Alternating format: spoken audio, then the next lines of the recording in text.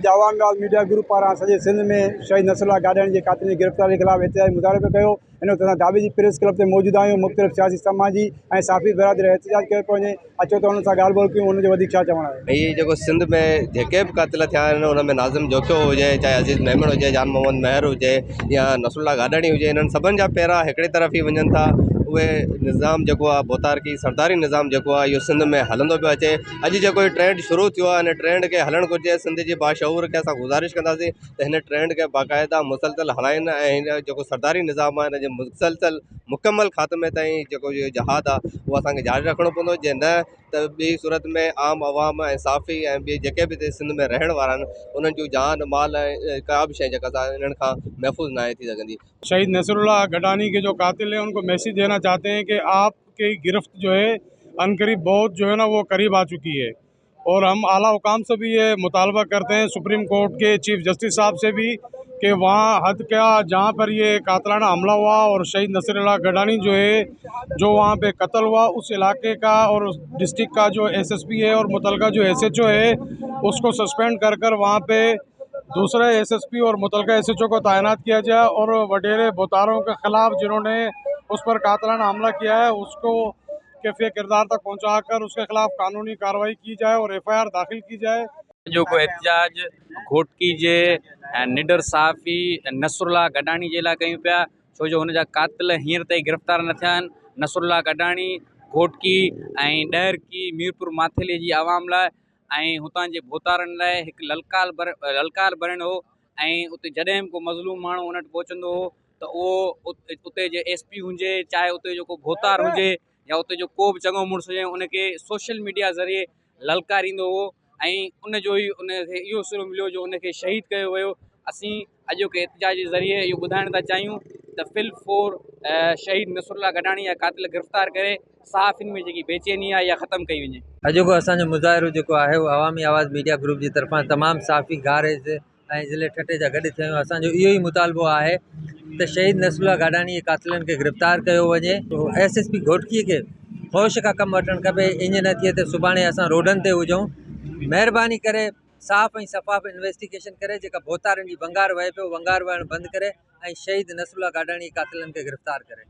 अवामी आवाज़ media group के बहुत ही शानदार जुर्रतमंद गैरतमंद सहाफ़ी नसरुल्लाह गडानी, जिसे गुज़िश्ता रोज़ बेदर्दी के साथ शहीद किया गया, पूरा सिंध सरापा एहतजाज रहा। आज अवामी आवाज़ अपने जीदार सहाफ़ी के लिए सिंध भर के अंदर फिर रोडों पर एहतजाज कर रही है। अवामी आवाज़ के साथ के संग बसंग हम भी हैं और अवामी आवाज़ मीडिया आवाज़ चैनल के तरफ से हम ये बात करना चाह रहे हैं कि शहीद सहाफ़ी की जुर्रत, बहादुरी और गरीबों के लिए जो जदोजहद की और सरदारों, वडेरों, पीरों, मीरों के साथ जो उसने आँखों में आँखें डालकर एक अलमी और कलमी जिहाद किया, वो हम सब के लिए एक सबक है और हमें इसी पर गामज़न रहना चाहिए। शहीद नसरुल्लाह गडानी जे हक़ीक़ी आवाज़ हो, गरीब मज़लूम जो आवाज़ हो। ये वडेरा बोतार चाहिनि था त साफ़ हक़ सच न लिखनि, उन करे उन खे शहीद करायो वियो आहे। असीं ॿुधाइण था चाहियूं उन्हनि सरदारनि बोतारनि खे त तव्हां हक़ सच लिखण वारनि खे कॾहिं बि झुकाए नथा सघो। हीअ हिकु शहीद नसरुल्लाह गडानी खे क़तल करे तव्हां हज़ारे माण्हुनि खे रोडनि ते आंदो आहे।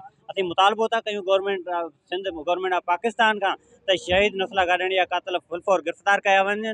जीअं त अॼु अवामी आवाज़ मीडिया ग्रुप जी तरफ़ खां शहीद जे खे सुरख सलाम पेश करण जे लाइ ऐं उन्हनि जे कातिलनि खे गिरफ़्तार करण जे लाइ अॼु हीअ असां मुज़ाहिरो करे रहिया आहियूं।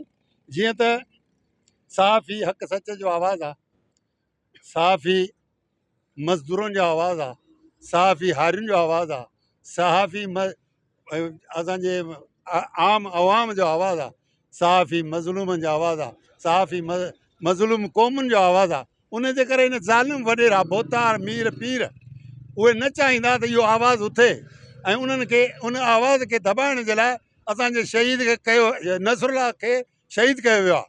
पर इहो विसारणु न खपे त असीं मज़दूर, असीं सहाफ़ी, असीं हर जिदोजहद में असां सहाफ़ियुनि सां गॾु आहियूं। जेसि ताईं शहीद नसरुल्लाह गडानी जो कातिलनि खे गिरफ़्तार नथो कयो वञे तेसिताईं असीं आराम सां न वेहंदासीं ऐं इन जदोजहद खे जेतिरो वसी कयो वेंदो असां मज़दूर उन सां गॾु हूंदासीं। ऐं इन शहर सां ख़तमु करियां थो त लख वॾेरा लानतो वई, लख वॾेरा लानतो वई, तेॾे दर्दे बचे सुखे सा, तेॾे दर्दे कुत्ते सच बुक सच